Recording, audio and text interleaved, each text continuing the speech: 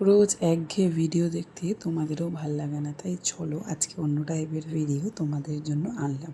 তো পুরো ব্লগটা দেখবে, শেষ অবধি আশা করি তোমাদের ভিডিওটা খুব ভালো লাগবে। হ্যালো ফ্রেন্ডস, তোমরা সবাই কেমন আছো? আশা করছি তোমরা খুব ভালো আছো, আর আমি আছি মোটামুটি। রোজের মতো আজকেও একটা সুন্দর ব্লগ নিয়ে চলে এলাম। পুরো ভিডিওটা দেখে কিন্তু তোমরা অবশ্যই কমেন্ট করবে।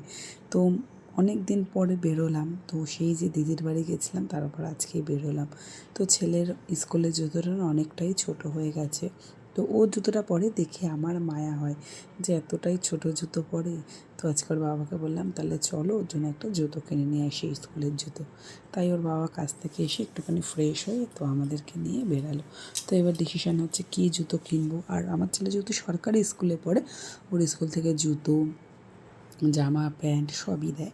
তো এই বছর দিতে কেন লেট করছে জানি না। তো তারপরেও আমাকে বললো যে মা তাহলে কিনে দাও না, আমি তো আর ছোটো জুতো পরে যেতে পারছি না। তা ভাবলাম যে তাহলে একটা ছেলেকে জুতো করে দিই। আর মেয়ের জন্য ভাবছিলাম একটা জুতো কিনবো। তো এক একটা এমন বড়, আবার এক একটা এমন ছোট যেটা ওর পায়ে হচ্ছে না। তো ওর ঠাক্মা নাকি জুতো কিনে রেখেছে, তো ঠাক্মার বাড়ি যাওয়াও হচ্ছে না আর কেনাও নেওয়াও হচ্ছে না। তো আর মেয়ের জন্য আর জুতো নেবো নাকি, যে দেখা যাক। তো দেখো কি সুন্দর না মেয়েদের কালেকশান। এর জন্যই আমি ছোটোবেলা থেকে পছন্দ করতাম, আমার জানি একটা সুন্দর মেয়ে হয়, মেয়েকে মন মতো সাজানো যায়।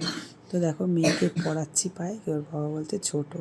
মেয়ে কিন্তু পায়ে এটা ছোটোই হয়েছে। তারপর কিন্তু আমি আর আমার মেয়ে দেখছিলাম যে কোন জুতোটা নেওয়া যায়। তো এর পরে পরে দেখতে দেখতে তো অবশেষে ওর দাদার জুতোটা একটা পছন্দ হয়ে গেল, তাই ওর দাদার জুতোটাই নিয়ে নিলাম। তো তোমাদেরকে বাড়িতে গেলে অবশ্যই দেখাবো কী জুতো নিয়েছি। আর এদিকে এসে গেছি হচ্ছে মেয়েদের ব্যাগের কালেকশান। তো দেখো কত রকমের কালেকশান মেয়েদের। ছেলের জন্য জুতো নিয়ে নিয়েছি, মেয়ের জন্য জুতো নিয়ে নিয়ে এবার এসেছি দোতলায়।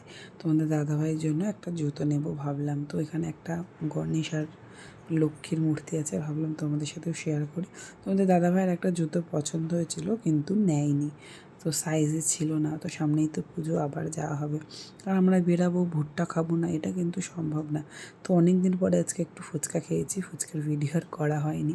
সব জায়গায় গিয়ে কিন্তু ভিডিও করা যায় না, তাই আজকে একটুখানি ভুট্টা খেলাম, ভাবলাম তোমাদের সাথেও শেয়ার করি। তো আজকের মিনি ব্লগটা কেমন লাগলো অবশ্যই বলবে। টাটা।